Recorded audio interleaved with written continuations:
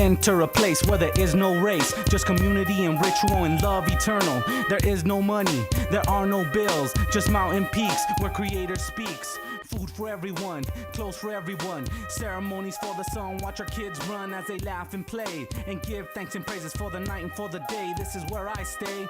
Truth rules my world, there are no lies, no tattooed teared eyes or premature goodbyes. Families stay together, exchange precious feathers, no jealousy, no envy, everyone's friendly, a true family, loving one another. My sister, my brother, my father, my mother, comfort each other as times get harder. The warmth of the fire, I write to inspire. With the spirit, keep it real, got no choice but to do it. Love to learn and teach, whatever's wisdom I consume it. If hip-hop is a tool, I'ma use it to fix situations in this nation. It's not done for chips, it's for the kids and lack of consciousness and the population. It's enough motivation, elevations achieved through self-education. This same path will lead you out of frustration. As I follow the red road, it takes me back several millenniums, reconnecting with my origins as all the elements are returned back to their bare essence. Molecules are reunited as the sacred fire is ignited, and with the sacred smoke I invoke the ancient ones that spoke about harmony and unity between nature and humanity. Fundamental elements created to live as one. I praise the sun, understand my connection with every creation, from Aslan all the way to Teotihuacan. By the sacred hearth, my blood is from the earth, from death to birth. I come from a spiritual lineage, a sacred heritage. So enter the prayer beyond the optical layer, the evil spirit slayer, for the service of God and the glory of the sun. Spiritual revolution, interrelating with the elements, understanding my coexistence and my spiritual significance, re-establishing my connection with the spirits above and around, the sky and the ground. Kukulkan emerging in Aslan. With the spirit, keep it real, got no choice but to do it.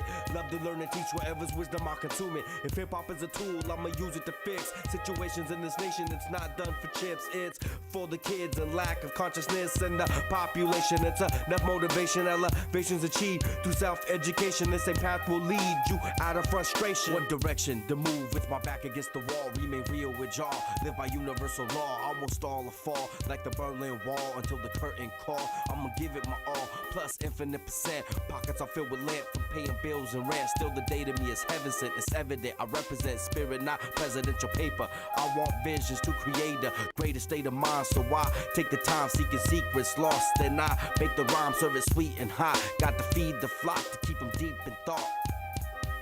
With the spirit, keep it real, got no choice but to do it. Love to learn and teach, whatever's wisdom I consume it. If hip-hop is a tool, I'ma use it to fix situations in this nation. It's not done for chips, it's for the kids and lack of consciousness and the population. It's enough motivation, elevations achieved through self-education. This same path will lead you out of frustration.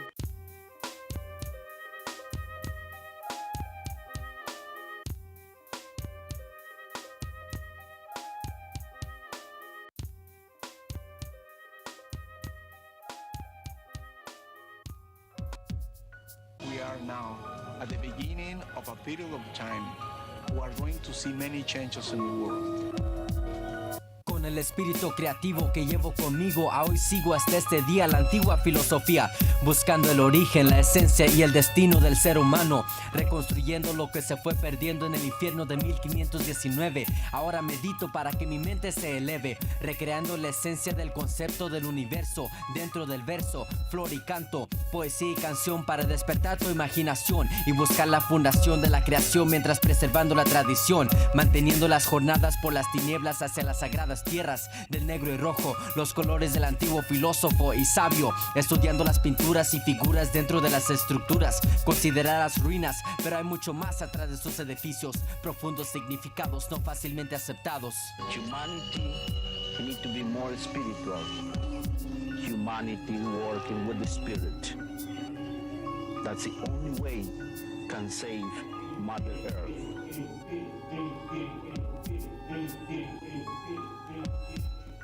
I don't dream dreams, I see visions. Hieroglyphic inscriptions offer definitions to all the questions, and every lesson is like a passage back to my origin. Ancient doors are open once again, back to the past, revealing my inherited task, defense and protection of the ancient wisdom. So I'm passing the fire to my father's son's children, and the sacred medicine heals the soul within. Next of kin of the traditional Mexican, magnificent Maya master mathematicians. Ancient traditions are passed down through my visions, awakening ambitions and natural connections to the four sacred directions. Humanity, they are looking for something more deep. It is part of that Mayan prophecies it looks like 500 years we were sleeping. But now we begin to wake up. But now we begin to wake up. I'll be the Mayanist scientist, write my lyrics in hieroglyphs, like the world my mind twists. 360 degrees, I fall to my knees in deep prayer. Entropy, God's lair, he gives his wise words and flies away as a quetzal bird. All I heard were the sounds of the jungle. The cosmos sees me humble, in my faith I'll never stumble. I feel the earth rumble, the sacred flower blooms again, signifies the wicked's end. The stones will talk again and the lame will walk again in the ways of the past. No more social class, the future has been written and the ceremonies have been done. If we believe, the old ones will come to guide us back home. No longer will we roam in the prison caves. No longer will we be modern day slaves, captives to their material possessions. The kings have spoken and their spell has been broken. Say goodbye to this modern day hell. Count down to the year 2012. We are now at the beginning of a period of time. We are going to see many changes in the world. Changing event that is due to occur around the years 2012. And my research has been able to uncover that apparently the Maya intended 2012 to target the rare alignment of the December solstice sun with the Milky Way galaxy. Now, this is an empirically measurable alignment. Astronomers know about it. In fact, the U.S. Naval Observatory was able to calculate it. The phenomenon in nature that causes the solstices to line up with the Milky Way is a phenomenon called the precession of the equinoxes. There's a birth, there's a growth, there's a decline, and then there's a death and a renewal into the next cycle. So the Maya calendar and its understanding of 2012 and its understanding of this solstice galaxy alignment that is currently taking place has to do with world renewal and world rebirth.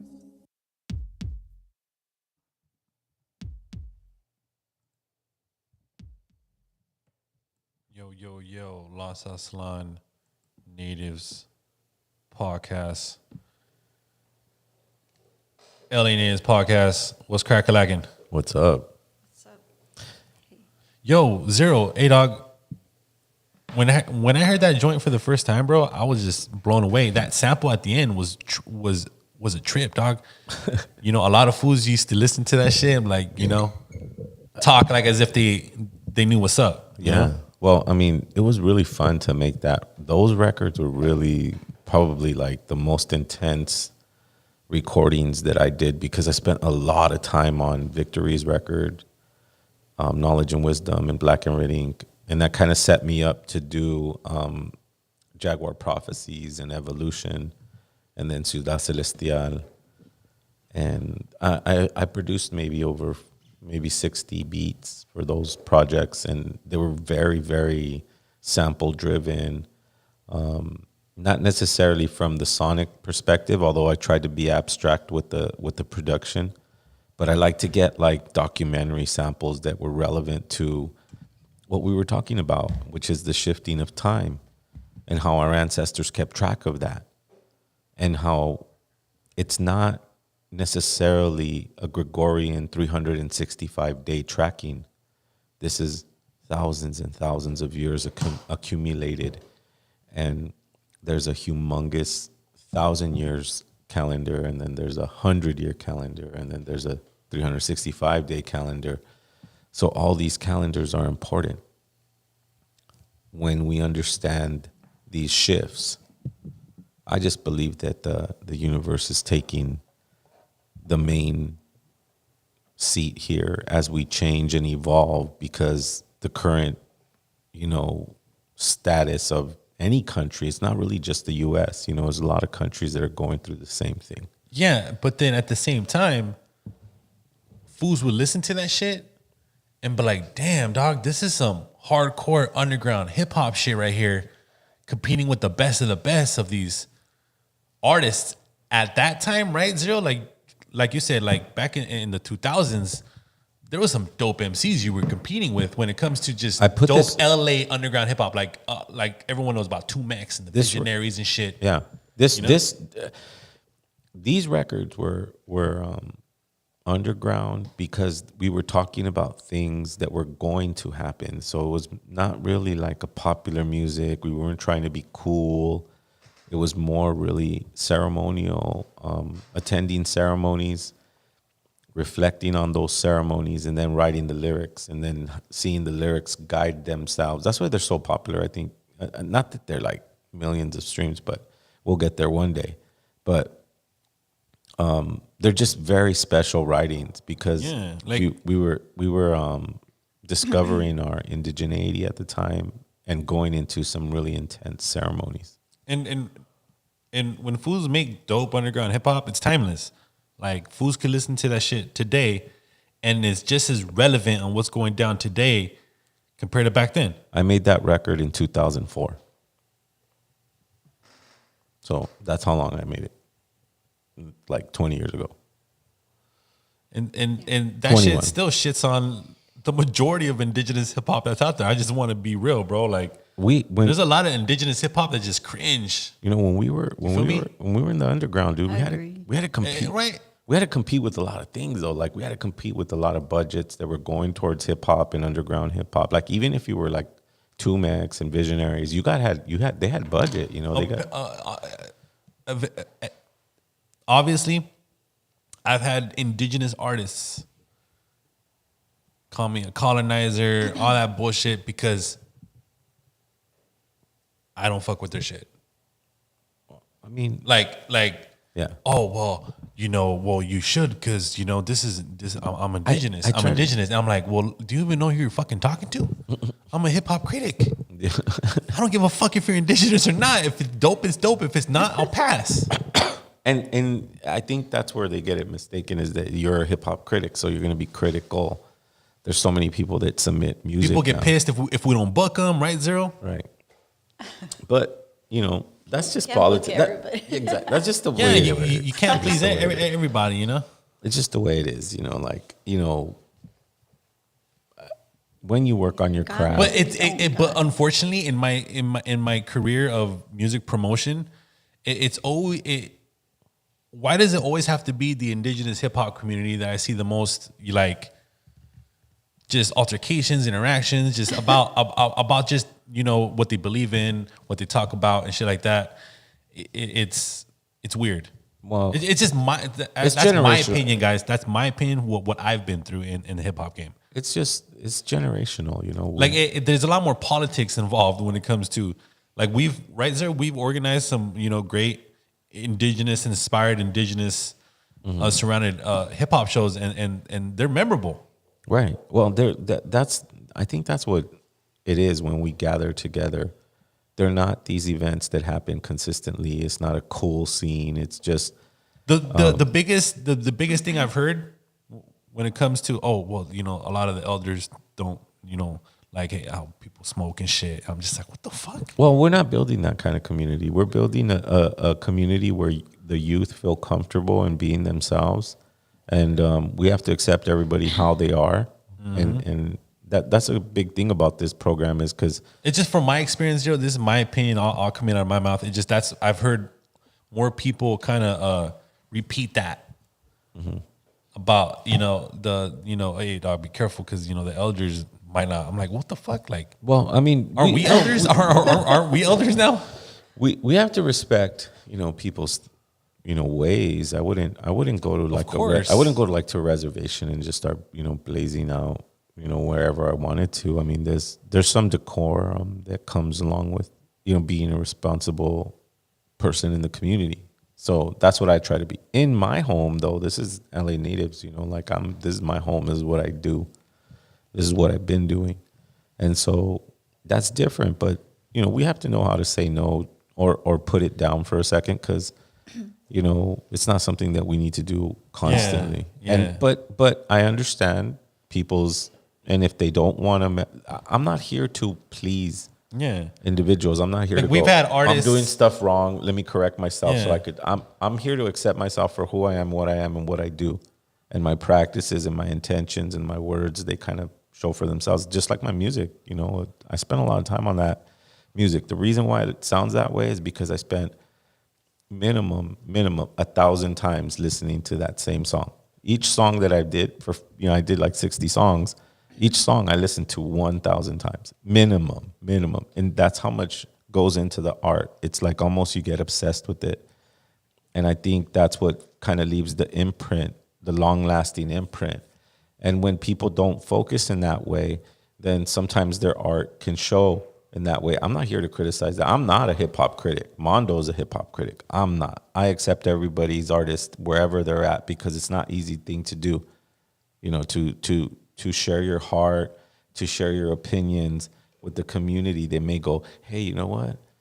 I don't even think I'm Indian. I mean, that's what we used to get back in the day is like, oh, why are you saying we're Indian? And that's how far it was, and until we started like really grasping into this is like 1994, where people were barely grabbing to that identity of being indigenous, right? Because the Zapatista movement happened in 94. Rage Against the Machine came out in around that years. We had, and then we had the I don't want to say the first to do it, but like Quinto Sol and Aslan Underground came in with the whole scene that just started talking about our indigeneity and going to ceremony. But do you believe that music was inspired by the Zapatistas movement? I think the way or highly influenced. Looking back at it, it wasn't that the Zapatistas. It was everything at the same time. Because the elders were saying that the new sun was coming up. That we were talking about this time shift, right? We weren't talking about 365 days. Okay, cool. We're in the new year. This is it. They were talking about a prophecy that was going to be fulfilled after 500 years. And we met that point in 1994. And I believe that's when people started awakening to their indigeneity, and it created and it fostered this new scene, this new version of music, this marginalized people, making music that is explaining the story that happened to them. This is what Marco said from the Zapatistas, was like the most powerful thing that people could do in the U.S. is create art, create music that explains this story, because no one's going to come and write a song about how they genocided you and how they stole your land and how you should have rights. We're the prisoners of war. So we have to stand up and say that story. And this is that movement with, Quinto Sol, Asa Underground, El Vu, Olmeca. There's so many. You can research them all. People even say Rage Against the Machine. Rage was like probably the biggest one. I mean, it's not like Zach didn't come around our neighborhood every once in a while, but he was a big, big superstar. Like that dude was touring, playing MTV, and he helped out Aslan Underground. He got them to open up in Mexico City when they filmed for the last album, one of the last albums they did, Battle for Los Angeles. The Mexico City show, Aslan Underground got to open up for them. So we've been kind of a dysfunctional community, but we've been trying to wake up the community for a very long time. That's why I sit back and I see the new gen, and I'm proud, and I'm like, wow. I remember when there was nobody even knew what the fuck we were saying. They thought we were crazy because we were clinging to something that we knew nothing about. Yeah, that's true. Yeah. And then it kind of fades away to the movement, right? And comes back, in waves. Mm-hmm. That's a good. In waves. That's a good way of saying That's a good observation, because if we think about that in the ways of our ancestors, everything is cyclical. So things have to come to a kind of an end, and new things have to sprout. It doesn't mean that they don't reference that. This is what it's like if we do the metaphor of seeds. The music that I created with El Vu are like rare ancient seeds. They're not, everybody has those seeds because they were from, and then the new gen has a new version of their seeds, and then the gen that will come after them, they'll have their version of it. It's because the waves happen because we have to wait for the new seeds to grow Exactly. up. Exactly. So there'll be like a 10-year of silence again, and then again you start hearing the young seeds start to speak, and right. Once they learn, and movement picks up again and again, like that. Like when I started out, about 6 years ago, we didn't really have this online community. Right, Not right. yet. I mean, 'Cause it was still on, developing. It yeah, I wasn't- mean, like on there. Of course, there was no TikTok, but there was not even like Instagram accounts talking about any of this. So Were when I you came were on- you ever influenced by any artist, any musician that was indigenous as fuck, and just like you're like, yo, I could actually, that's Yeah, what I'm it was fucking for thinking. me. It was Rage Against the Machine. It was, and later I heard Elvu, but first I heard Rage Against the Machine when I was in high school, and that would be the first, like, the first one He for was me. he was like the most popular one. He's the one that got the most.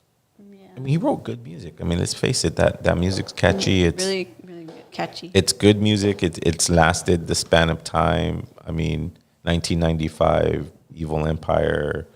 I mean, those songs are classic. And that's when that Zapatista movement really kind of took hold. And this is why Subcomandante Marco said that this was a powerful force, because, Zach de la Rocha writing that song and mentioning, the Zapatista movement just made it super ultra popular across the globe. And so the Zapatistas protecting themselves through the media, to multimedia, they would invite reporters, news. They were constantly having news conferences.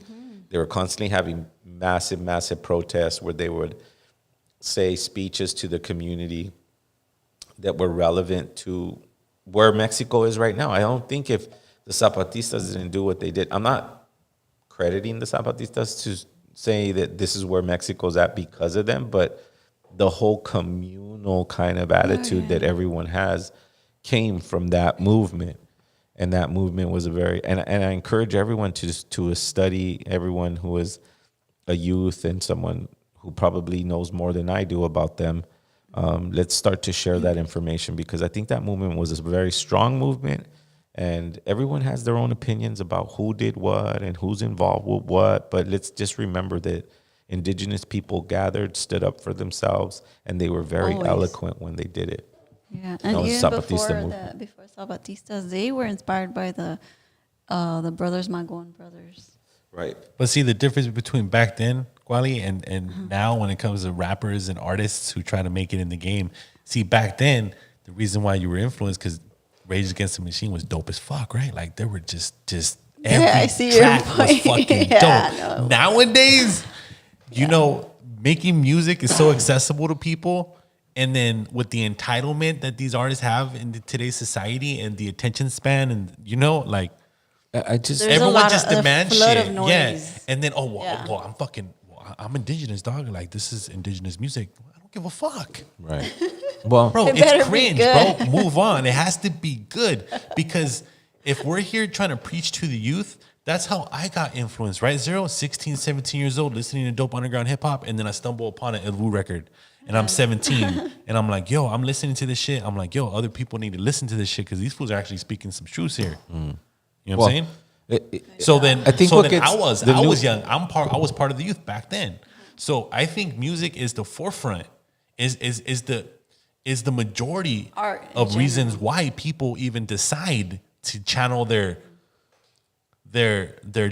genetic memory, bro. Right. Yeah. Well said. I mean, I think that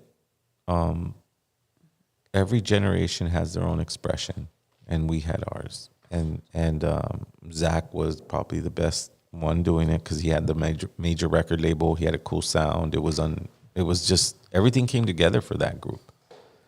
Even their album covers were like so chill, Right. like just.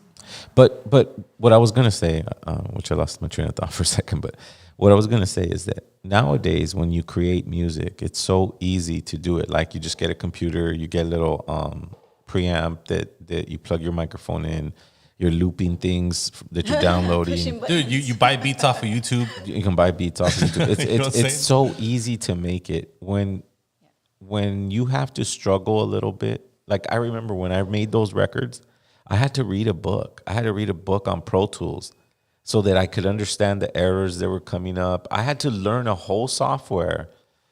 That took hours and hours and hours. Okay, so then after I learned that, I was excited to use what I learned on the music that I was creating.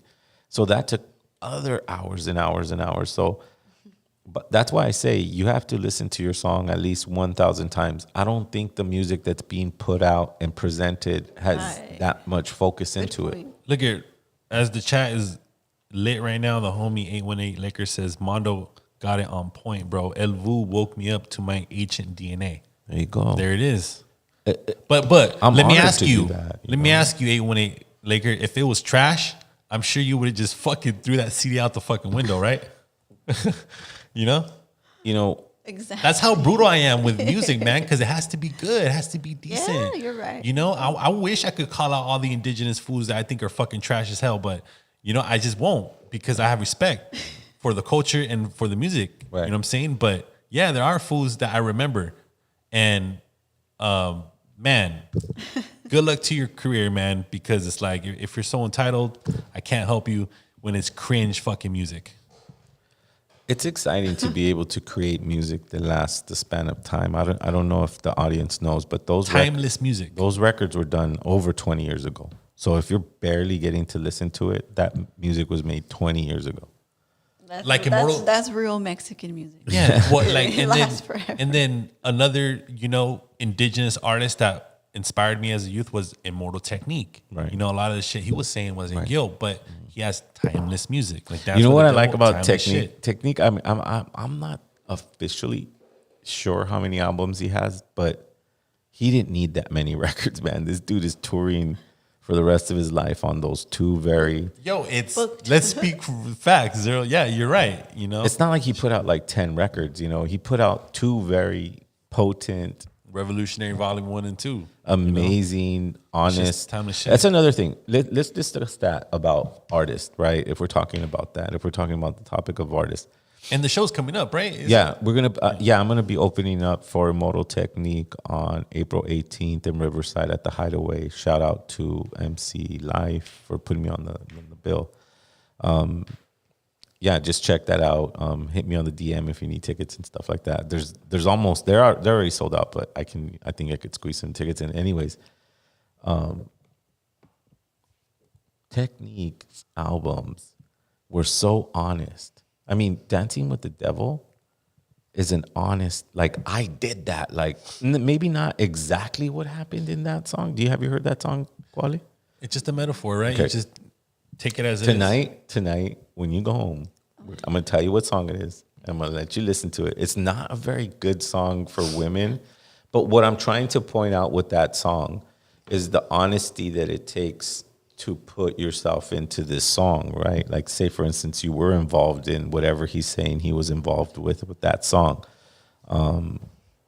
Like, there's lyrics that I have with El Vu that are actually things that I went through, right? Like, if I can't pay a bill, I figured out a metaphor to put that into the song because I really couldn't pay a bill, right?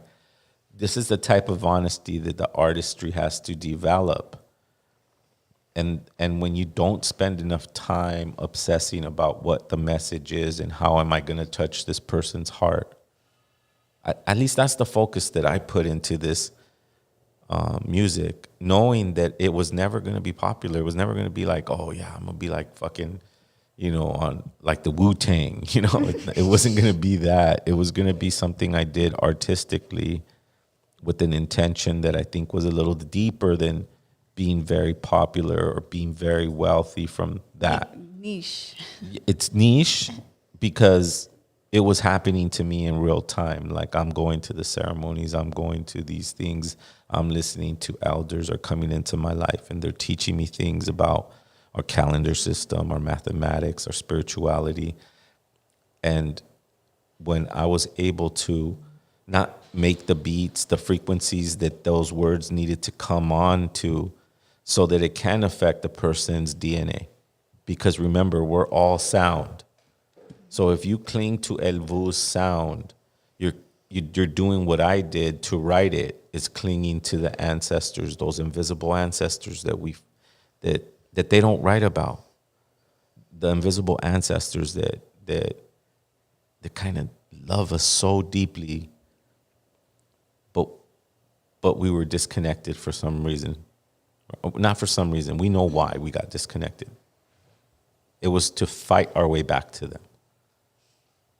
My music is an example of fighting your way back to your ancestors and pulling them with you so that you can use their wisdom and their talents and their love to exist on this very, very difficult planet that we call Tonantzin. And bro, and that shit is not considered Chicano rap, bro. Like, it's art. Can you believe I've met art. a fan that was like, yeah, El Vu, these Chicano foods, Chicano rap. I'm like, man, get the fuck out of here. That obviously there's a stereotype when it comes to people who are considered Chicano rap. Mm-hmm. And it's funny how I'm even mentioning this because in Downey, back in the Stonewood Mall, your record was in the Chicano rap fucking section. Can you believe that shit? I know, because I put it there. I used to take those records to Downey. And maybe when you were told, yeah, it's gonna be the Chicano. Oh, you know what? Let it be in there because like that's where most of the gente grab their shit. And I know what you mean about Chicano rap. Like Chicano rap has its own vibe. It's its own culture. What we were doing, like I said, early on in the podcast, is that we were creating a whole new version of music and how you and what inspired you, right? And the new generation took it further and they went into like the little pueblitos and they start playing the little guitars and it's like cumbia now, and it went from this 1994 awakening about who our indigeneity is. That indigeneity gave us pride into being Mexican. Because prior to that, white supremacy ruled, man.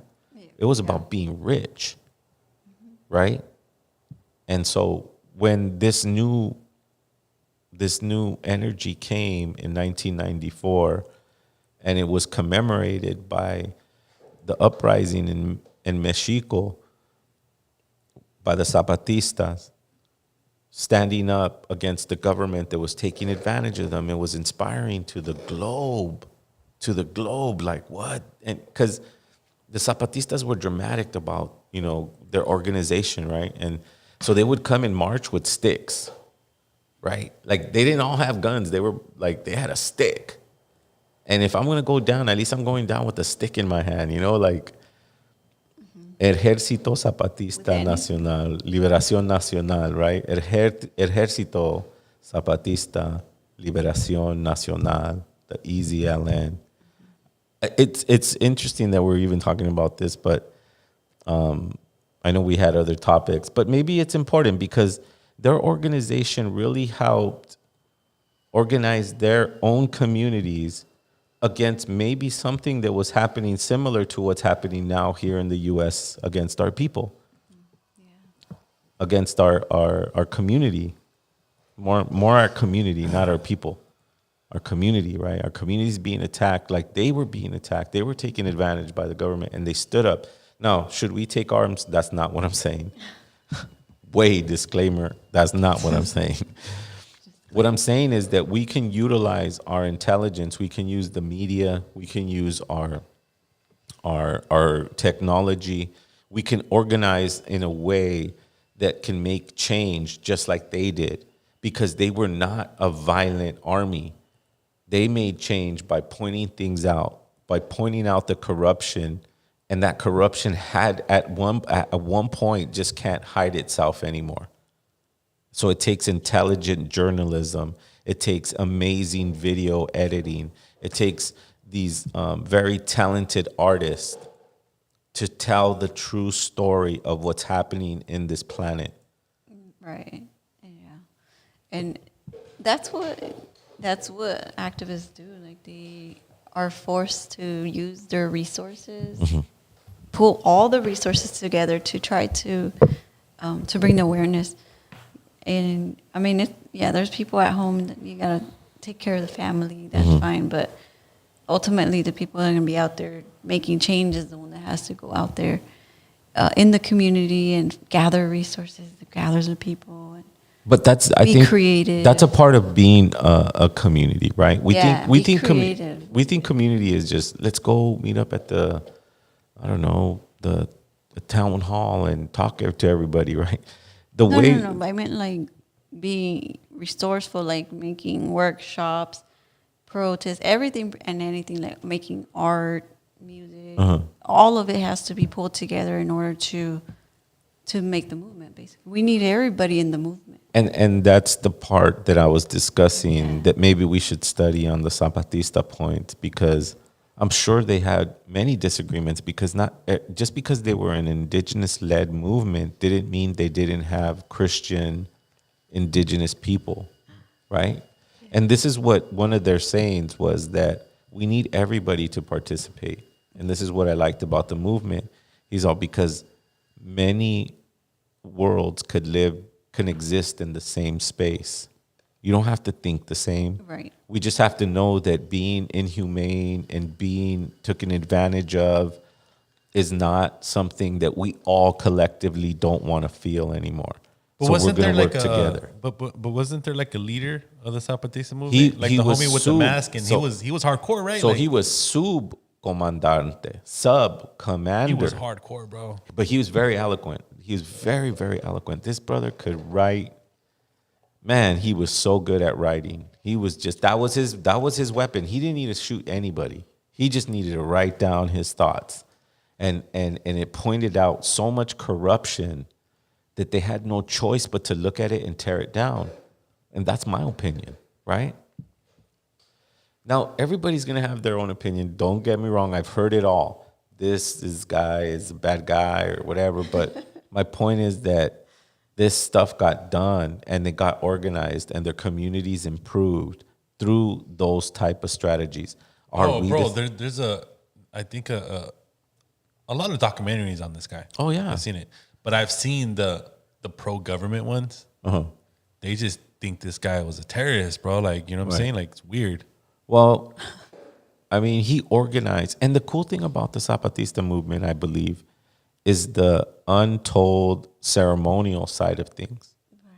They They did don't think, tell that. yeah, they're not going to share that part, because that part was intimate. That's the way a ceremony should be. Yeah. It's kind of like, you know, you're going, oh, I'm going to have a private party, my birthday party at my house. And then you're going to go tell everybody what happened. No, you're not. That's for the people that were there, that were invited, that got to feel that energy together. Those are special people, right? Like, Yes. so the ceremonies that were conducted to give guidance, protection, and all those things were private, invitation only. The cameras were not allowed there, even though there were some that did get filmed. But it was, Marcos was not a general. He was a sub-commander. He was just known for writing eloquent, I don't know what you call them, essays, maybe. Oh, okay. So he was like sub-commander. He wasn't like the top of the He top. was top. not, but he was very, very famous for his eloquent speeches about the corruption. Yeah. And that's that why the happens in cameras were Mexico. always on him. Exactly. So he and he's a very strategic mind too, because he's the one that goes, okay, let's invite MTV to come and interview us.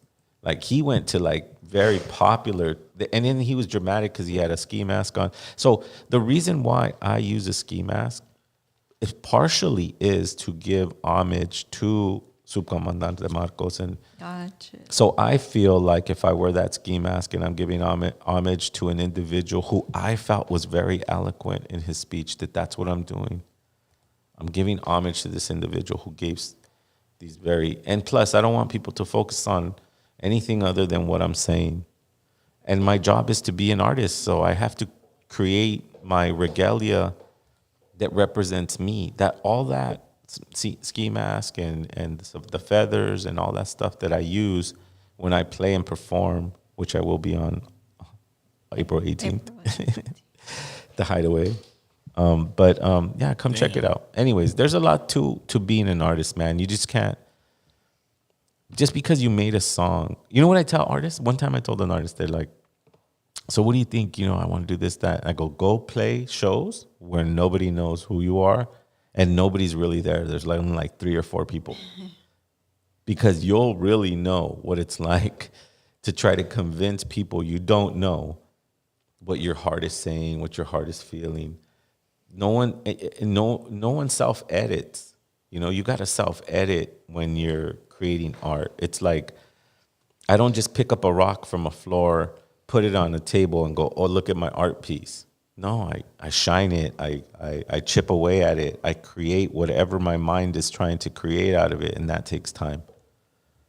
And when you create art in that way, it lasts long. That's why I believe that my music still kind of affects people, and I'm very grateful for everyone it has affected, because their hearts and my heart's connected. That's a special moment. I've had that a lot in my career, and I'm very grateful for that. So shout out to the brother that did say that, you know, that El Vu affected him in a way. What was his handle? The homie 818 Lakers. 818 Lakers.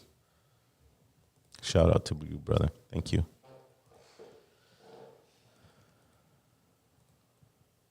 Yo, Guali, I'm glad you sent us this. The Idaho police, I've heard about this. Disgusting. I know. On what went down. I don't know if you heard about this, Zero. I have not. What happened? Well, it was an officer gunned down a teenager who had autism. Oh, you know what? I did just see that in the morning. I saw that in the morning, yeah. And he was in his own yard, but he had a knife, I believe. Well, they allegedly. Right. But still, like. And this is LAPD? Or no, this is Idaho. Idaho, yeah. Yo, I've been Idaho, dude. Yeah.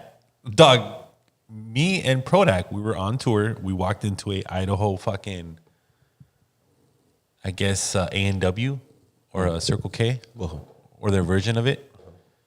And dog, the minute they found out we were from LA, they thought we were aliens. You know? Oh man, have you guys seen gunshots? And I would never move out to LA.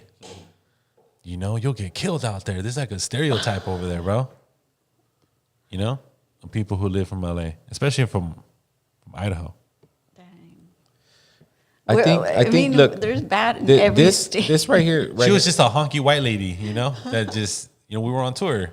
You know, I was talking about this. I get on these lives on TikTok and I start discussing things, and I have a good group that kind of feeds off each other, and we're all trying to share wisdom and we're all trying to grow together. But I tell people very carefully about observing things on social media and having a reaction to them. Although this is very sad, and we should always protect our people, and especially people with autism, because I spent 25 years of my life working with them. You know, a lot of my business success came from taking care of people with autism. Yeah, and I think most families know a family or relative with autism these days because it's so common. Yeah, but the unfortunate thing, since I have so much experience with this type of population, police officers aren't really trained to deal with anyone with mental health or developmental disabilities. Hell no. They kind of just, you know, want to. And then, okay, so I said that, being that they're not trained and they're not this and that. Now, when it gets popular, this is where I think I have an issue with, because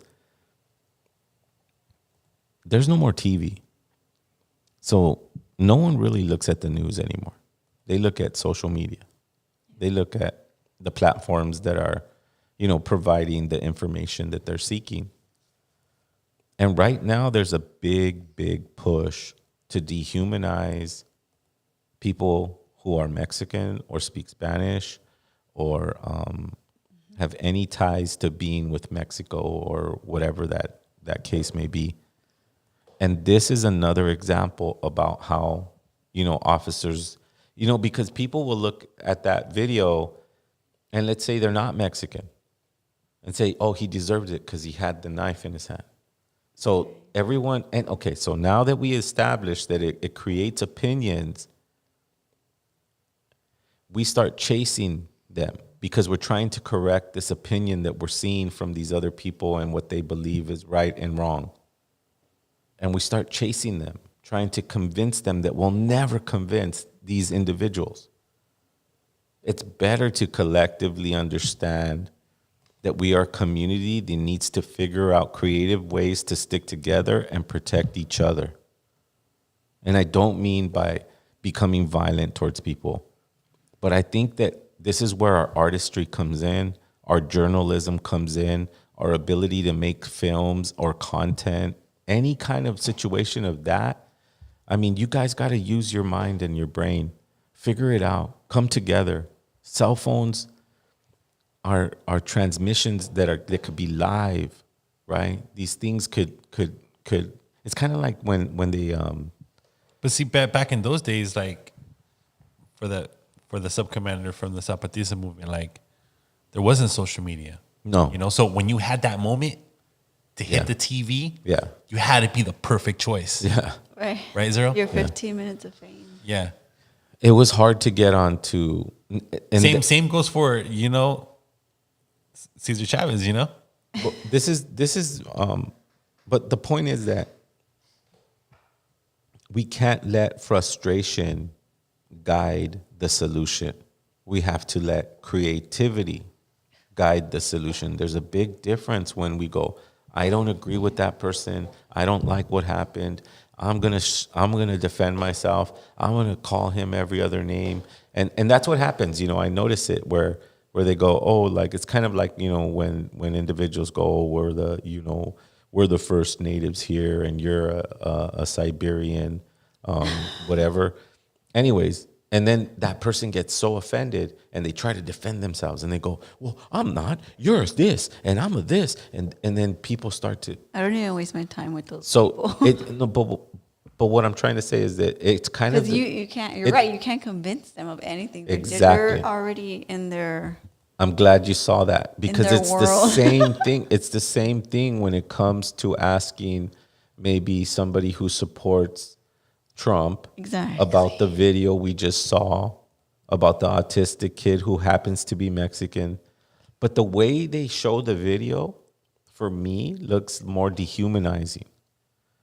It means like, let's accept the fact that these people that look like this can be shut down like this. And I know people are going to be like, oh, you're reading too much into it. But I just feel like when it's a different way. TV affected us a certain way, but social media affects us a different way than TV does and that movies do. Because it's much more faster, much more. You know, it has a larger impact. Yes. Because it's faster. That's a good point. Yeah, that's a good point. A bombardment of propaganda. Right. And information. And the message is that Mexicans and brown people are bad. Right. Latinos are bad. Right. Right. And don't think, but and then so now we're pinpointing and certain. Of course they're not welcome here. Right.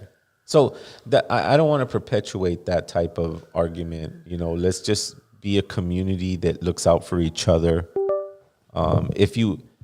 This is more than ever, we need to really rely on each other. So, for example, if I was in that community and I saw that young man and he had a knife and I had 15 years experience working with autism, I'm not just going to let him just do his thing. I'm going to try to intervene. Not right away call the police. Right. Whatever. They don't know what to do. My point is that we need to start to break down the barrier of division just because you're a neighbor, especially when you're coming from communities that are indigenous or Mexican or whatever. Because it's not just people go Mexican, but it's Zapotecs that are getting picked up by ICE. There's people from Guatemala that are getting picked up by ICE. All the raza, the brown El Salvador's getting bombarded by ICE, so there's a lot of there's a lot of targeting that's happening. And we're playing into it by disagreeing and being upset instead of being creative and pointing out the wrong. This is what the Zapatistas did. The Zapatistas could have been like, let's complain, let's break, let's try to. And instead of that, they would gather large amounts of people. They would invite all the media, all the TV, all the filmmakers. Everybody would come, and then they would say a speech to everybody, pointing out the corruption. That is intelligent ways of fighting. That's kind of like what TikTok is nowadays today. Well, we have our own audience, right. And we just give the speech. Right. And it just goes worldwide. But when, depending, as we do it individually, when we get to be communities, which is what they did, because it wasn't like everybody felt like Marcos was this and that, because he didn't run for president. Ramona ran for president. So there was another individual by Subcomandante Ramona. I think she's the one that ran for president, who was a female, and almost won the presidency. I think. I'm not too familiar. I don't remember. This was a while ago, but let's do the research on what the Zapatista movement is and how we can apply it to our homes and to our communities around us. For sure, yeah. Because Very those helpful. they were very successful at creating something. Were they right? Were they the answer to our problems? No. The answer to our problems is us being creative about what the problem is. Everybody wants to heal, but no one wants to pull the splinters out of their arms. No one wants to apply the ointment. There's a lot of things wrong. There's a lot of wrong things in our community that we need to face. Now, it doesn't mean that we need to go up to our brothers and start arguing with them, but we need to accept people for who they are and what they are. When we do that, then we'll know how to deal with them. It's just like saying this. Facts. It's just like saying this. Oh, wow, I have a bunch of splinters on my arm. It's going to take some time, but I want to take the time to heal it. So I'm going to pull out each one by one. And when I get all of them off my arm, I'm going to get the ointment. And I'm going to put it on my arm. And then I'm going to wrap. There's a lot of process to healing. It's not just saying, I'm healed. It's not that. We need to continue to heal and then heal more. Because I'll tell you what, if you love your children, if you love the future generations, when you heal yourself, you're really healing them. Mm-hmm. You're really healing them. Yeah. This is why I wrote my music. I wanted to heal them. People that I was never going to meet. And I was going to spend hours and hours and hours and hours and hours and hours and hours trying to figure out a frequency that was going to affect them. These people that I'm never going to meet. The intention is set. And then the community responds. I feel that's the way it is. No matter how long it takes. There's no rush, you know. Mm-hmm. Art is art. You know, and people will discover that very, very pure intention of us guiding our people to the shifts of time.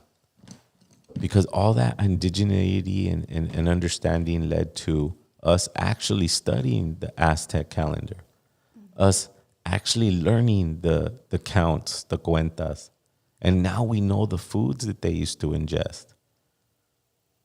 This is 20 years later. Yeah.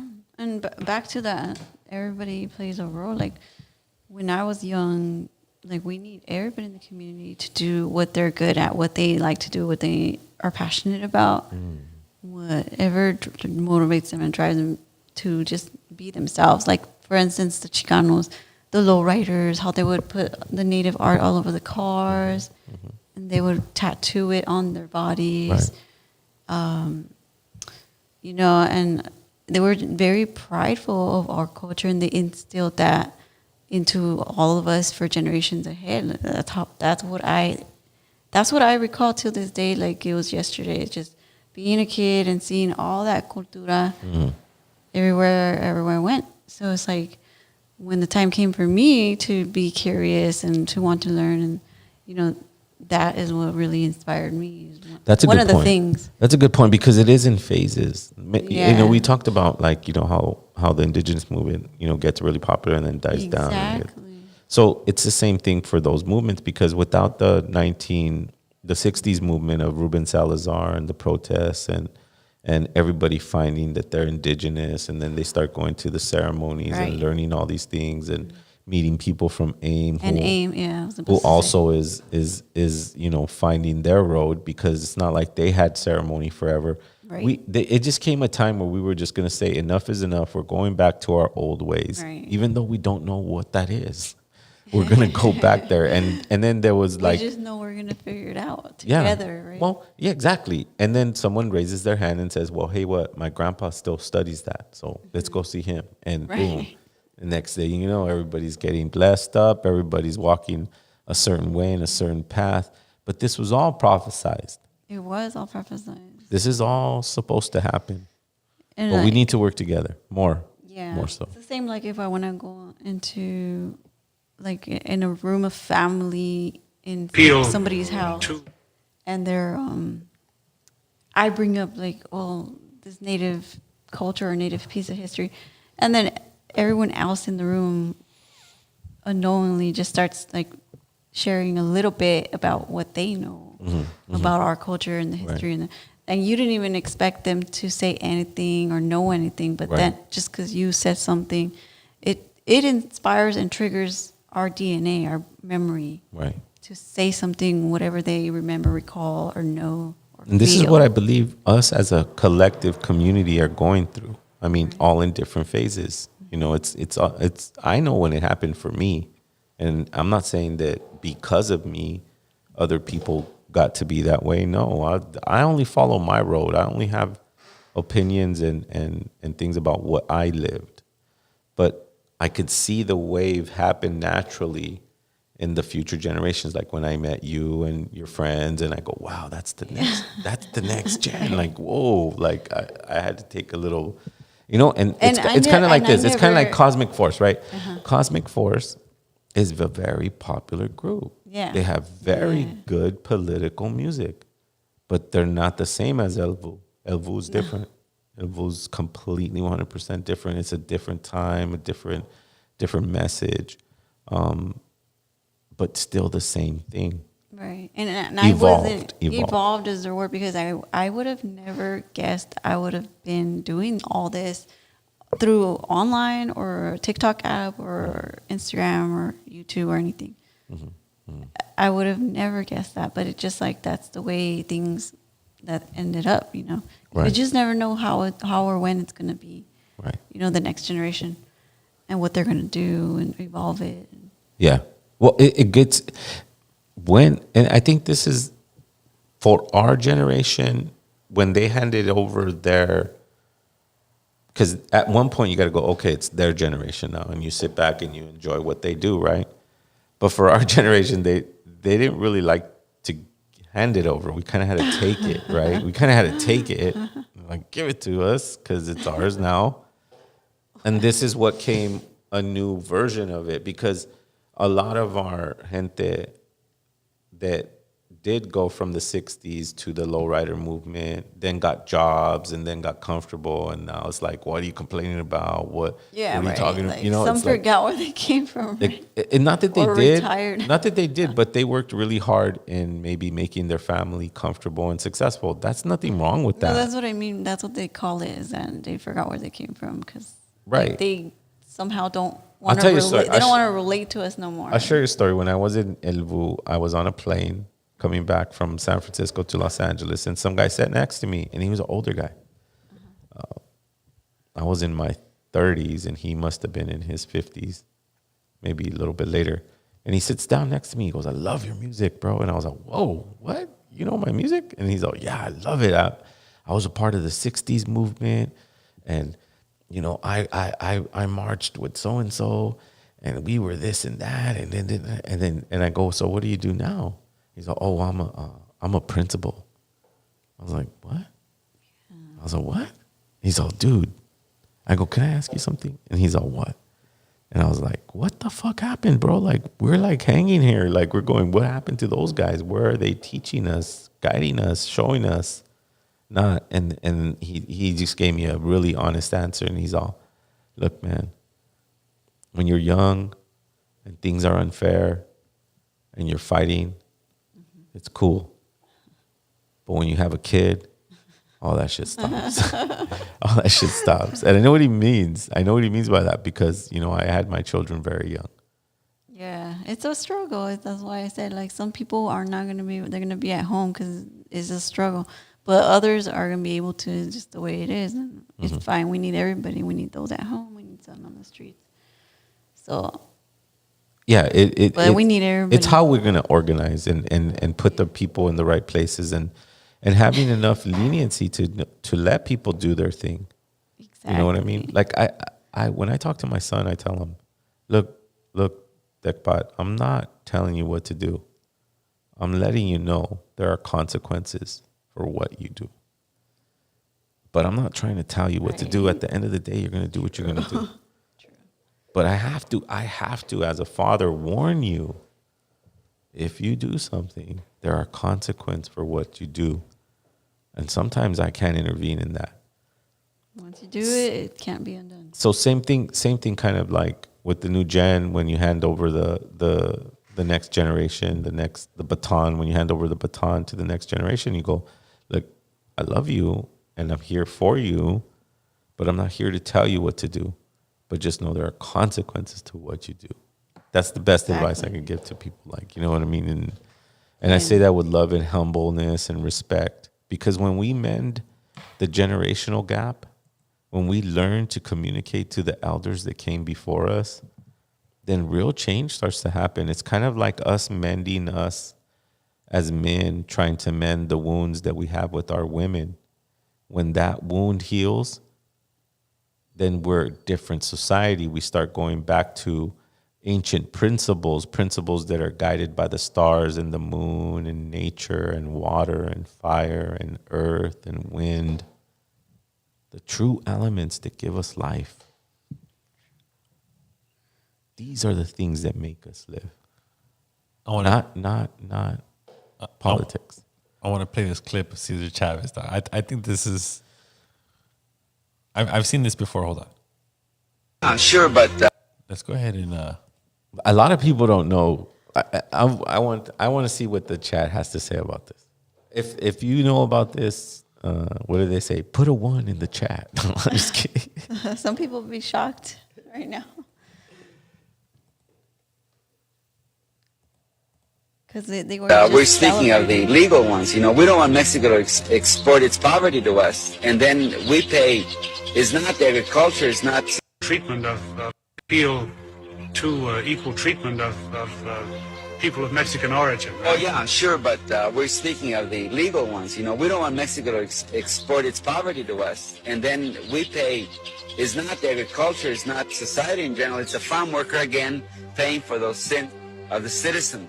Is out of a job because of the wetbacks. They're coming in by the thousands. Pues mexicano, ¿qué edad tenías cuando te enteraste de que César Chávez no era como te lo habían platicado? So, did he really just call fools wetbacks? Yeah. Is that true? Non-edited? No, he did. He believed that. He was a Trumper. Well, not really. What happened is...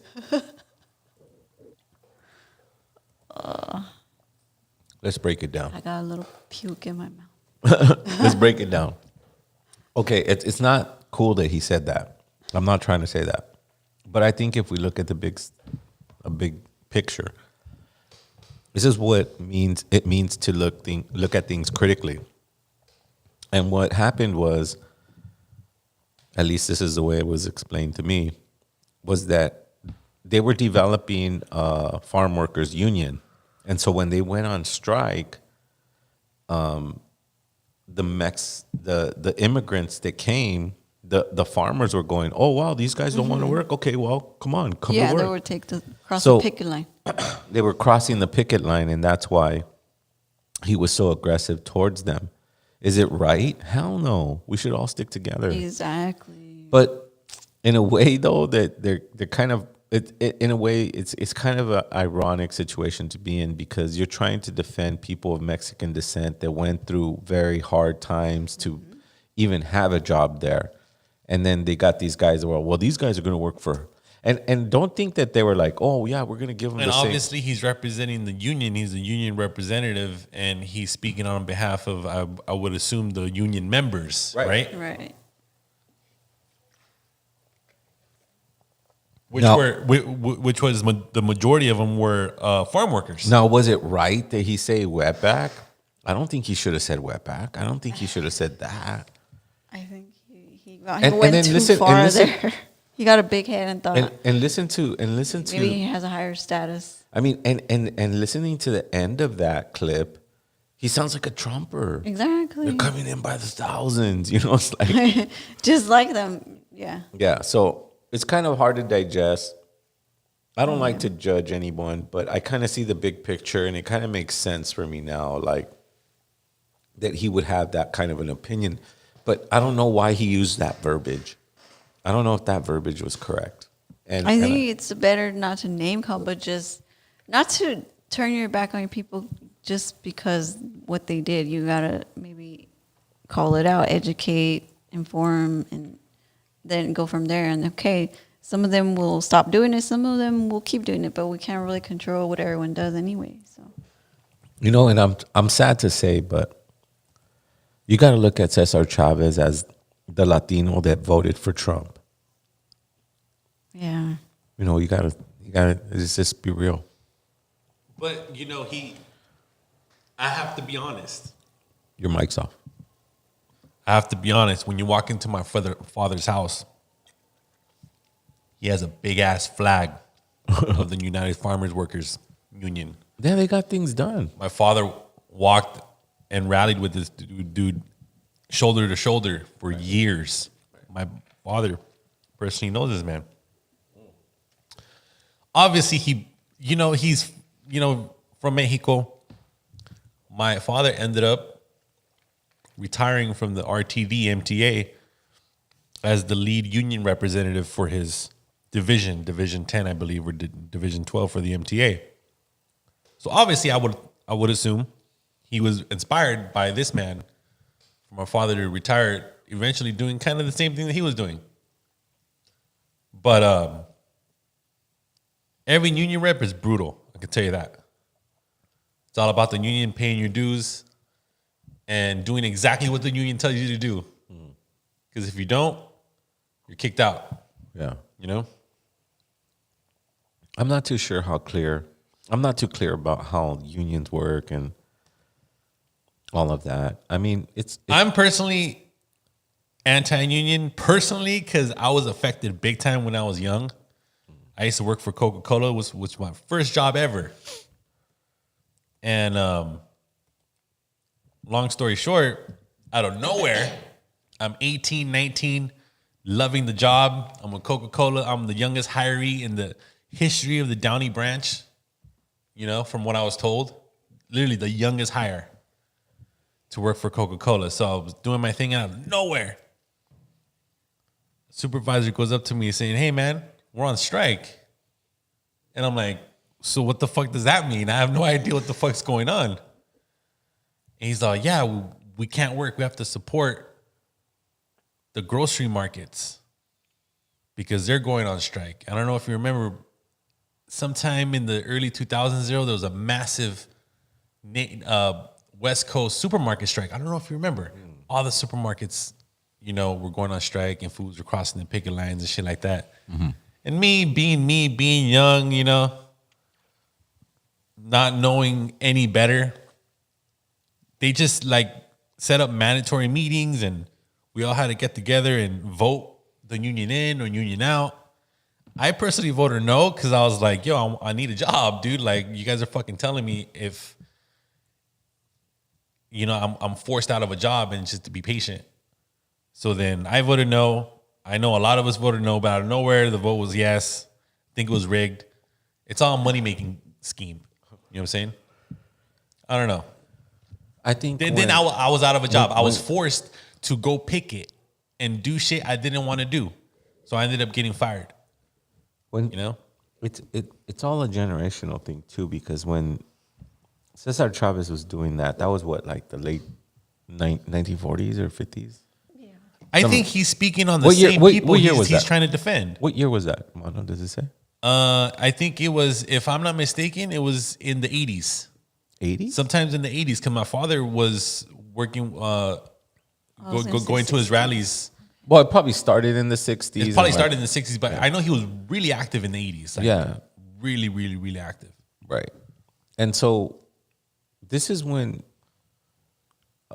Mexicans felt like, oh wow, we could be a part. Look, we can go to school. We got a union. We got like it's America was not designed for anyone of color. No. Period. It was not designed for it. And Mexicans know that best because they first desegregated the public school in the United States. And I'm not saying that they were going to barn schools. I'm not saying that, and I'm not saying that like a conspiracy. That's the truth. This show is not pro-union or anti-union. No. You know, if you're part of the union, kudos to you, because chances are you might not get fired. You know what's funny is that my children are part of the union. My son, he works for the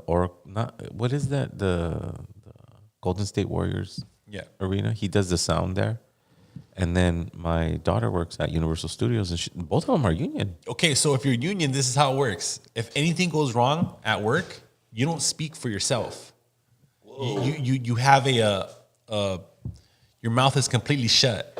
You have your union representative speak for you. That's how a union works. So, but it's kind of maybe like a lawyer type of scenario. Trying to protect your job. Right. That's like your best representation. Your best representation. And from my experience, from what I've seen firsthand, like, you know, some unions do a great job. Yeah. And some unions don't. And sometimes, you know, like, for example, in the MTA, if you work for the RTD, like the government transportation, it's not necessarily government, it's privatized, but the government funds the whole fucking thing, you know, because they're the only ones doing it. It's the metro, right? If a bus driver gets caught doing cocaine, guess what? The union's gonna fucking cover your ass. They're not gonna allow you to say shit or do shit. They're gonna have the best representation for you. They're gonna say, hey, look, he's gonna keep his job, or we're gonna send him to rehab, and he's gonna clean up his life, and let's get him through the process, and he'll be fine. He'll do rehab. He'll complete his rehab, and then he'll be back working. Right. That's what a union does. It's crazy. Well, but I don't agree with that.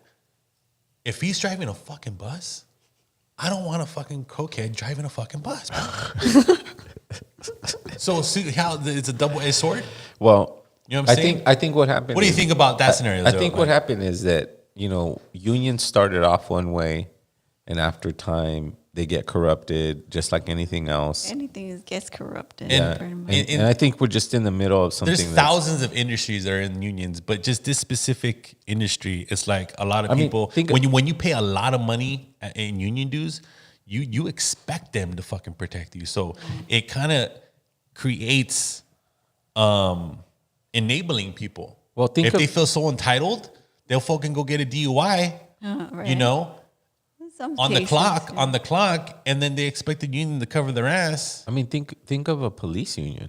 Police union, yeah. Like a police union. Someone get caught with raping, you know, a defendant or it's the most corrupt. Yeah, like, you know, sexually harassing a female while she's in the back of the cop car. Right? Yeah. You know what I'm saying? The first thing they do, they don't say shit, and then the union representative, you know, steps in. There you go. See, so it's evolved. It wasn't like the same old Cesar Chavez. Like, not everybody knows what a union is. And then, you know, you got like Amazon workers wanting to be a union, right? They're like, oh, we need something to represent us because they're mistreating us. And yeah, some of them are very good and helpful for the employees. Right. So we'll just have to. But look, if you're part of a union and if you're part of a good one, then apparently you'll never get fired, dude. There's always a solution. Well, I mean, I think there's big corporations that want to hire. I think unions aren't bad or good.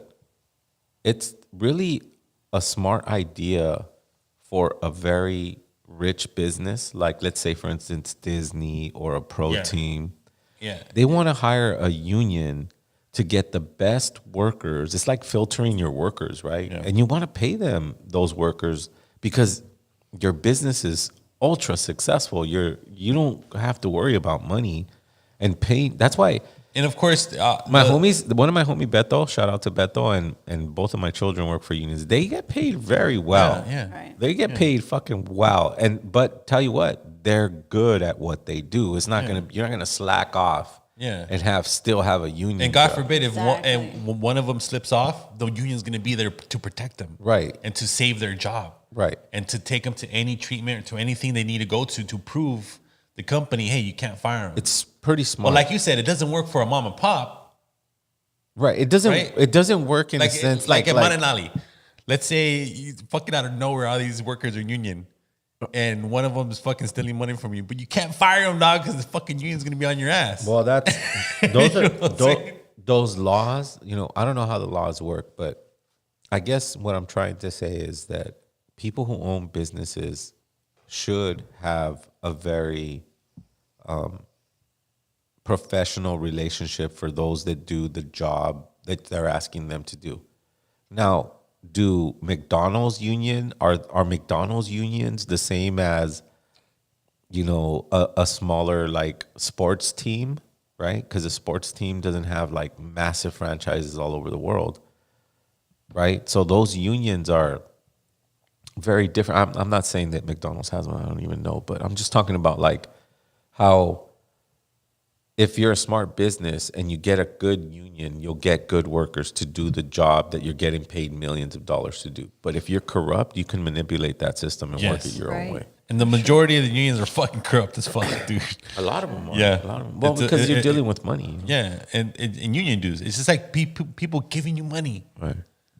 Every fucking 2 weeks. I don't have any kind of... I wouldn't advise anyone to use colonial versions of trying to solve a problem. Yeah. You know, if you are blessed enough to have a union and you're a good worker and you do good things and you're not someone who's just relying on your union to keep your job, but you actually are a master at what you're doing, then you deserve that job and you deserve someone to represent you the way they do. But absolutely. But if you're slacking off and you're just kind of going, oh, well, I'm going to do coke and I'm still going to drive the bus, that's because you're using your union to protect you. And absolutely. Sometimes you're putting people in danger.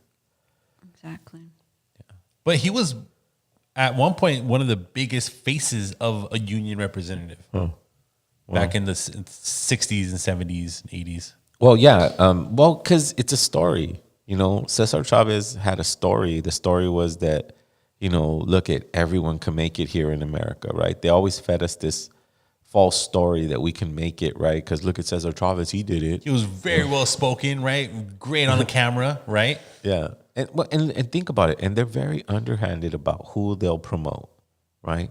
They won't promote somebody who is, you know, maybe questions white supremacy, or they won't promote somebody who does, like Leonard Peltier. Leonard Peltier will not be revered like Cesar Chavez, right? As a matter of fact, they still kind of say, well, why'd they let him out? You should have. Dude, can you believe that? I actually heard that on the radio the other day. That, you know, that apparently... Yeah, they're trying the Biden administration let out a fucking murder. They're using it for like politics. Yeah. You know, they're using it in a political sense. Like, oh my God, look at how, you know, how bad Biden was. He even let a murderer out, right? Yeah. When they never proven that he shot and killed anyone. He was put to jail because he knew he was there. Or he was there. Exactly. He was there. So and he wasn't a rat. Colonial systems, colonial organization, like I'm not a fan of defeating the person from the inside out, because it's kind of like saying we're all in prison and we're all going to figure out a way to beat the warden, you know, but we're in prison. You know, they lock our door every day. They tell us when to eat. They tell us when to sleep. They tell us when to wake up. They take all our things away whenever they want. They can isolate us as many times as they want. So how are we going to convince the guards that one day I'm going to be a good guard? And, you know, it's just, you can't beat the system from the inside out. Now, how do you beat the system? You stop believing in the system. The system is not meant for you. It never was. The whole Cesar Chavez thing is somebody being a good journalist, writing a good story that was going to touch the hearts of Mexican Americans, and it made it seem like one day they could be him. And so they kept working that shitty job, and they kept getting fucking their wages fucking, you know, lower as fuck as they can. Or controlled. Yeah, because you know, it's like it's my dad. But they promote the right dude. They promote the right dude. The right dude that says, "Oh yeah, screw those wetbacks." Oh well, we should promote that guy. Right. And then I thought this was interesting too. Trump promises $1 trillion military budget. I don't know, dude. All these taxes, all these numbers, Zero. I don't really believe any fucking thing that they fucking say. Honestly, Zero. Like people paying taxes and where the money fucking goes. We all know they're all fucking scumbags, bro. Yeah. Right, Zero? They're just taking the money from wherever they can get it. What's happening right now? Is this even real, dude? Like, is this money even real, Zero? Think about it. No, like, what's money's happening? fake. what's happening right now, think of it like this. This is my best kind of take on it. Picture a credit card. And someone gave Donald Trump the credit card and said, here, we're not going to pay it next month. It's an unlimited credit card, but we're not going to pay it next month, but you can have it. That's what the U.S. The U.S. is this credit card that is not going to be paid next month. So he's just writing executive order after executive order. It's kind of like spending that credit card as much as you can until someone says, hey, bro, you can't use this credit card no more. That's what the whole world is telling the U.S. You can't use this credit card no more. And so what does Donald Trump do? He goes, well, I'm going to do tariffs. You don't want to let me use my credit card? You know I'm what I going to tariff thought? you. You know what I thought was interesting though? What apparently Elon Musk discovered, that the account of where the tax dollars go into and out, it's only one account, one bank. That's it. It's one. Well, look, according to... I just thought that was very interesting. No, it makes sense. It makes sense. I'm going to tell you why. And that's why he's finding so much corruption and funneling. Of course. I'm going to tell you why there's only one bank. They've been enriching themselves since day one. I'm going to tell you why. It's only one bank.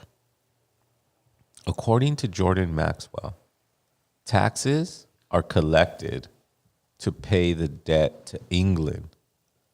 Why would they use 50,000 banks? They're going to use a bank that's going to directly deposit the money to England. Okay? And it's tied into other things too. A lot of people don't realize that this is the knowledge that I've gotten from Jordan Maxwell. When you write a song, say I wrote a song, my songs, right? I wrote them 20 years ago, but they still pay me. What do they call that? Do you know? Royalties. Why do they call it royalties? Think about it. Because it's colonial. No, because European. Because your copyrights are owned by the crown. Your copyrights are owned by the crown. Like, I only own my music for 100 years. After 100 years, my music goes to the crown. And they collect the royalties. Unless you file some sort of a paperwork, or I don't know what they call it, but then do another 100 years. But your copyrights only last 100 years. And they're called royalties. That's why our taxes are only managed by one bank to pay the royalties to the royals of England. That's crazy, right, Israel? But yeah, look, it's $1 trillion military budget. From what I'm reading on the news and what I hear and see, I would assume they're getting all this money because apparently they're shutting down so many programs and cutting government jobs and state jobs, and a lot of people are getting laid off because they're cutting the fat. You know, obviously Elon Musk feels, hey, you know, there's, you know, for one job, there's like fucking 8 people working that one job. Why do we need 8 people working that one job? Why don't we just, you know, leave the best 2 there? You know? Yeah. I don't think that's what's happening. I don't think according to the right. I don't know. I don't think that's what's happening. I think they're putting $1 trillion out there because the dollar is losing value as we speak. The economy is crashing. So they have to put an inflated number. It's kind of like the pesos. We're getting to that point where in the next 10 years, it may be 100 pesos, $100. You know how the pesos were like, oh, you get, 50 pesos for $1. Yep. That's what we're going through right now in real time with the markets crashing. Yeah. So they can't put a budget out for, even if they wanted to put a budget out for, let's say, $10 billion, military budget, $10 billion, they would have to take into accountability the deflation of the dollar. And I think this is the result of that. Because just because it says 1 trillion doesn't mean it buys $1 trillion worth of stuff. Not in a foreign market. Well, I think that number is really inflated because it means, like, from a business or economic standpoint and business, you just anytime you make such an investment, especially a large one like that, it means you've planned to do something to get more in return. It means you're investing to get returns, to get gains. So I'm thinking, well, then what are they going to do in order, to achieve that? What plans do they have? And it's putting it into the military. That means they're trying to colonize more, either here or overseas. They're going to do some sort of, But that's crumbling too because they can't afford it. And Trump is saying that he can't afford it. They can't afford it. All these military bases, hire more soldiers so they can. All go these to militaries war. across the bases, across the world, they can't afford it no more because the value of the dollar is crashing. It's not. It's kind of like this. It's kind of like Mexico back in the day going, we're going to build new streets and a new city and this and that. And, we approved a $90 trillion peso, but the peso is, for $1 is 50. For sure. You got to think of that. It's deflating the value it's like of the dollar. even though they're saying it's a trillion, you got to take the deflation of the dollar and put that in there and the collapse of the markets. For sure. What I was Because saying, it won't though, be is the that same dollar. And they think have to that- crash the dollar. They have to because they're trying to go into like a cryptocurrency type of currency. So Yeah. But I think they're doing all this to take action to get more money in return for themselves, of course, not for us. Well, of course, Trump is a smart business guy, dog. Exactly. If there's not a return involved, he ain't investing shit in anything. And the way that they make their money. You know they're trying to buy TikTok. The government. He's actually apparently saying that he's going to partner up with the fucking federal government to buy TikTok. that makes sense because they're going to use it as a social credit Him score. and Elon Musk are now going to own TikTok. Right. And then now with Elon Musk owning Twitter now and X, it's They're going to ban everything. game over for Facebook, dude. There's a lot of things that the geopolitical climate is changing as we speak, and Remember, at the White House, they were all there. right. Musk, fucking the head of Google, Mark Zuckerberg, Jeff Bezos. They were all just, having a great time over there, bro. Eventually, we won't have any YouTube either. We're going to have to be out there in the street doing with the speakerphone. This is all going to be banned, canceled. Well, we'll see. We'll see how it goes. I mean, we have a lot of. Apparently, free speech is now, Yeah, that's what I mean. I mean, is back, right? That's what they're saying. No, It's it's for them, for the far right. a lot of people think that we're heading towards a fascist state, and in a lot of ways we are. They're taking people off the street. They're going into people's houses. They're taking people that they're not even looking for. Somewhat of that is that. They're disappearing people. But it's not the same as Germany, I want to point out. It's not the same as Germany. You see, the Khazarian Jews that lived in Germany didn't have a country. We have Mexico. We have a lot of people in the U.S. It's not the same thing. It's not. And when you push the bear long enough, or when you poke the bear long enough, it's going to react. The giant. The sleeping giant will wake up if you poke it long enough. We are not the Khazarian Jews of Germany. We are the original people of Turtle Island. Oh, yeah. And Our communities stretch from Alaska to Chile. right. And we don't have nowhere else to go, and we have to defend the land. We have to stand up for our land. That's just the bottom line. What else are we going to do? Right. We can't run. We can't hide or anything. And that's something that they don't conceptualize. Yo, I actually saw this the other day. This was nuts.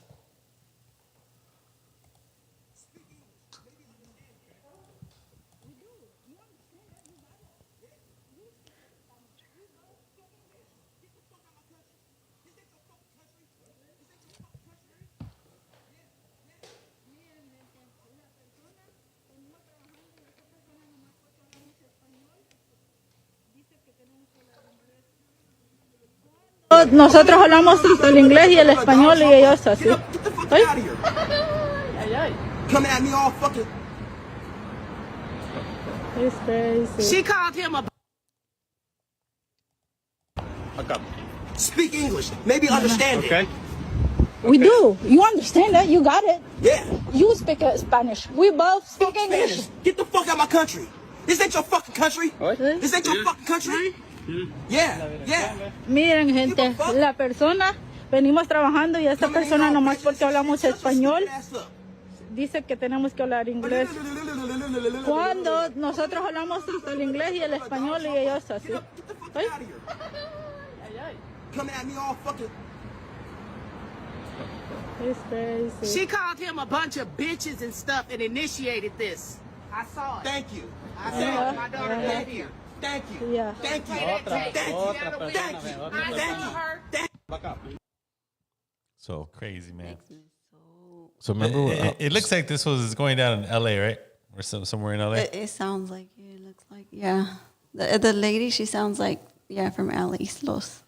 so this is the problem when we see videos That's that Trump. that dehumanize us. No, like Yeah, That's that like Trump mentality, though, right? Sure. That's like the Trumper mentality right no, there. I wouldn't it even is. I wouldn't even call it like a Trump mentality. I would call it somebody scrolling on their social media, looking at people getting taken away in handcuffs, then scrolling on that social media and hearing a TV news report saying that an immigrant killed somebody because he was drunk, and then it's a person that's just formulating their own story through the algorithm that they're creating in terms of, like, let's say, for instance, that person was searching immigrants, right? And so all these negative videos come out in the algorithm. And so then this is what gives the bravery for that person to say, hey, you know what? You shouldn't be speaking Spanish around me. This is America. This isn't your country. Get the fuck out of here. I think what Mando's It's just saying constant. though, is that, It's constant videos though, but that Trump is the one who, in his terms, both terms, is putting out too much propaganda against Mexicans and brown people in particular. I'm not sure if it's Trump. I think it's just, people I mean, are, he definitely leads it. I mean, he always has our name in his damn mouth. Like well, what 24/7. Trump is doing is, I think, a little more, is he's actually creating spaces to take people who of you know what I mean? He's creating jails, like using Guantanamo and using El Salvador's jail, and so he's creating spaces for these people to be removed in that way. Well, but all that rhetoric comes like. But you from got to people get to before Trump, but also Trump is the one he's just parroting everything that came before him too. But you got to get to a point where you have to dehumanize the population you're going after. That's what I'm trying to point out. I know he's doing it, but he can't just do it out of, and these nice people eating dinner and they're all taken away now. That's not going to fly with the public opinion. It's already in the worldview being very, very criticized. So we have to be careful about how we're going to navigate this. It's important to understand that there are people that are viewing algorithms that dehumanize our communities, so it gives them the authority to spit on them, to get in their face, to scare them. And our natural reaction is to defend ourselves. But then again, don't chase that person you're not going to convince, because you're not going to convince that person. That person was already just screaming out the top of their lungs and offended that you even spoke Spanish around them. Don't try to convince their mind. She was saying that he started treating them that way simply because they were having a Spanish conversation, and the lady that interjected, the African American woman, she was like, "No, they call him a bitch." I don't believe that. I have a hard time believing that they. But what I'm trying to point out is that when you're scrolling on your phone and you're looking at immigrants getting arrested and then everything else going, I was just randomly adding that context to the video, what was happening in there. Right. Yeah. I guess what I'm trying to get at is that when you're looking at social media and you start to see, it's a subconscious thing that I'm trying to point out. Like we're subconsciously looking at Yeah, people getting arrested, right? Yeah, yeah. Even they're innocent, even though they have papers, even though they have all those things, the image in your mind with the hands going behind the back and the handcuffs going on Right. already dehumanizes us. This is why a person feels when they are around someone who looks like the person that's being arrested, they get to say, "Oh, don't talk around me. Don't be. This isn't your country. Hey, let's arrest these guys." That's what I'm saying. It's dehumanizing. They have to get us to that state so that we can all agree that, yeah, that's right. We should take all these people out of here. And Trump, he explicitly said those kind of things too, and Greg Abbott as well, that we were like the poison of the country, the poison of the blood of the United States. It would just constantly dehumanize our people. So this is why it's so, everywhere you go, that's all you hear in media, news. He infiltrated everything that people watch and listen to, and just repeating that, like brainwash, a brainwash of your subconscious. But here's the backfire, though. The backfire is that you can't manipulate a people to believe that people are evil just because you're saying it.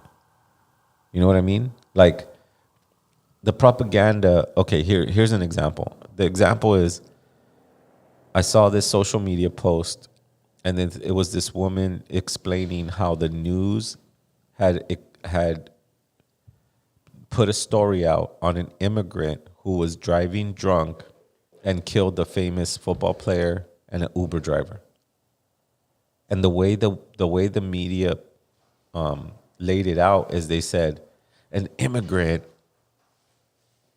murdered an Uber driver and a famous football star. But his immigrant status has nothing to do with it. It was just a drunk driver. Yeah. That happened to be an immigrant. Right. Anyone can be a drunk driver. But the way they're wording things, the way they're making us, it's kind of like what they did to the African American community when they started, vilifying African American people. Like everybody felt like, oh shit, is he going to rob me, or are they going to fight, or are they going to kill somebody? Like, just the propaganda that was coming out during that time. I just feel like it's a full blown hit on Mexican people. It is. Like I just want to say that. Which is very bizarre because we are the biggest economy. We are the biggest economy. It's like a contradiction, yeah. But that's what I'm trying to tell people in the space. Zero. We've hosted dozens of big events, right? The majority of hip hop heads that come out are Mexican. We're the biggest Straight economy, up. dude. We're the biggest economy. We're the big familia. That's a good one. And it's confusing to understand why you would attack that community. Because you're not going to get rid of it. You've been trying to get rid of it for a very long time, and it's not going nowhere. You would think that you would try to work with them and try to figure out something, but I think our voices are just getting too loud. Our organizations are getting too big, and at one point, that sleeping giant's going to unite, and they're trying to figure out a way to deal with it.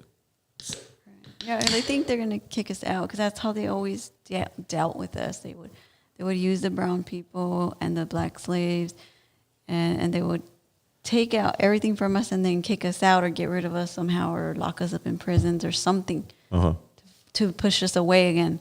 Right. When we help them become so successful, right? And I feel like they're trying to do that again. Just like in the past. Similar. It sounds similar to when they did it in the. I forgot what they called it. It was called the repatriation or the Operation Wetback. I think so. When it was in the 30s, and then they had the bracero. The bracero.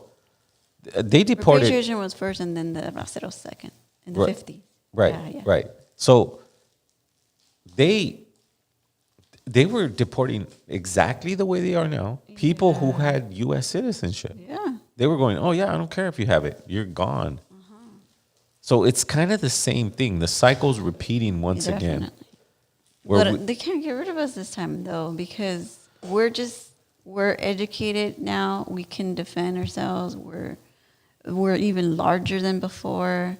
We hold space. We are not just labor. We're everywhere. We're an economic force, and if we had a sense of unity, we would be able to solve a lot of problems together. But let's remember though the state of where America is. America's crashing and burning. It's evident. No one in the history of presidency done this type of executive order for everything, not care about the economy, crashing it. Right. And then having individuals trying to justify it. It's not working. That's why I'm describing it as this credit card that's not going to be paid next month, but has an unlimited amount. So they're just buying things and spending on things and crashing things, and because we're not going to pay the next month. We're going to pay this bill next month. So let's just go wild. And that's the type of attitude and the type of things that are happening in the U.S. Yeah. They're just going buck wild because they know the plane is crashing. Oh, and they also, they canceled the power of the judicial court, I think today or yesterday. What? Yeah, so you can't tell Trump no anymore. He can do whatever he wants because they said you can't. You know how they've been blocking his executive orders? Right. You cannot block him no more, his executive orders.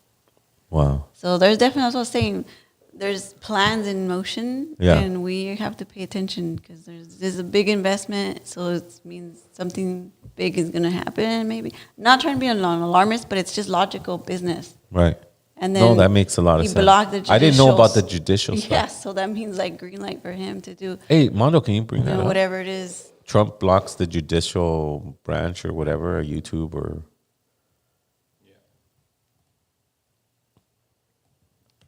Because that's a big deal. Because the courts were the ones that were helping, like, you know, when they did that deportation. The Guantanamo Bay and all that from happening, Yeah. From people being tossed in Guantanamo. Trump blocks federal funding. Trump blocks federal aid. No, the judicial vote or judge, judicial something, but.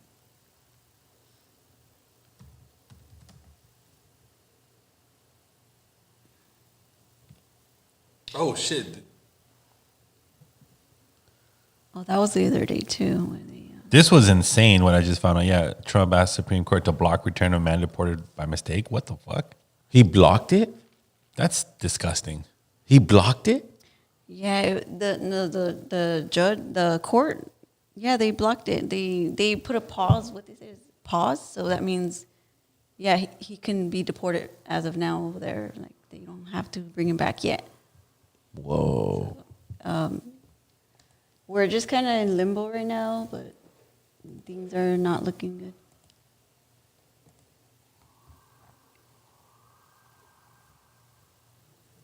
Is that one it? I can't really find anything specifically on that matter. I think when I'm typing in those keywords, a lot of it is relating to this guy that can't come back, dude. Let's play it. Let's play it because why isn't he able to come back? He should be able to come back. There should be no issue. He's an American citizen. He has all his paperwork. He's not a criminal. What's going on? So when a client comes to us with an back, like nuts, right? The judicial system is there to help him come back. The deadline for the Trump administration to bring back a Maryland man who was accidentally deported last month to a high-security prison in El Salvador. 29-year-old Gilmar Albrego Garcia is originally from El Salvador, but has lived in the United States since 2011. He is a legal resident. He has no criminal record. Both his wife and his son are U.S. citizens. NBC News senior Homeland Security correspondent Julia Ainsley joins us now. Julia, this case has sent just a chill through so many American communities looking at people who have deep ties in this country, who have legal ties in this country, and who have no criminal records. The Trump administration has conceded that this deportation was, in fact, an administrative error. But just in the last hour, the White House attorneys asked the Supreme Court to jump in and essentially block his return. Where do things stand now by this deadline at midnight?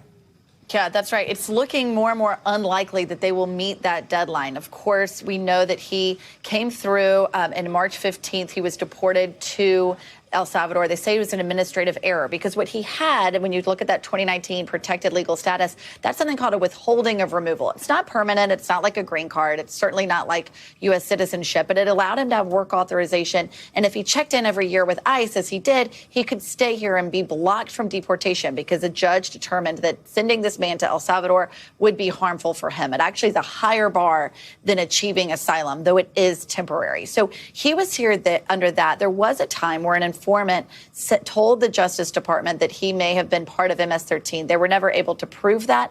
And what his lawyers are arguing now is that if they wanted to deport this man, they should have gone through due process to have that withholding of removal taken away from him. Instead, they didn't. And now they're saying it was an administrative error.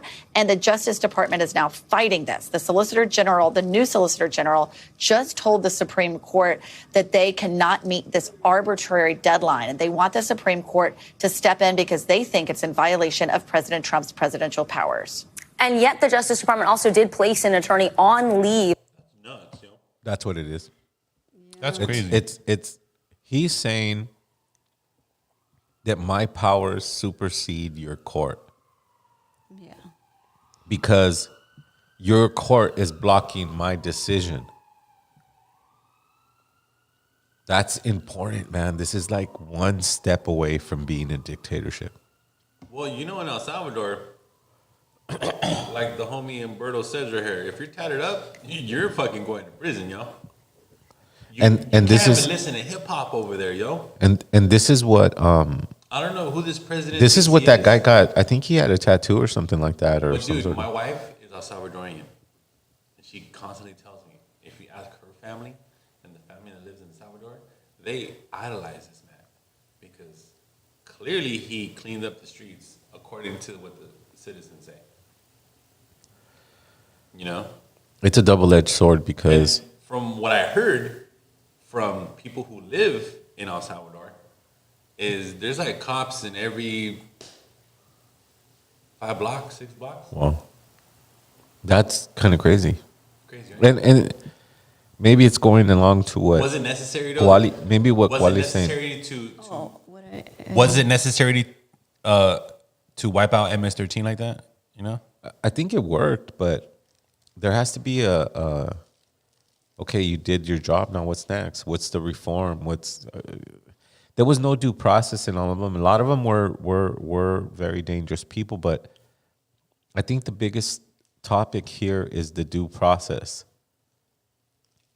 And if no one has due process, we're kind of lying to ourselves and saying that this is not a dictatorship. Yep. It's If crazy you how do they have not a have picture of due him in jail process, too, right? if you don't have due process, this is a dictatorship. Let's just say that.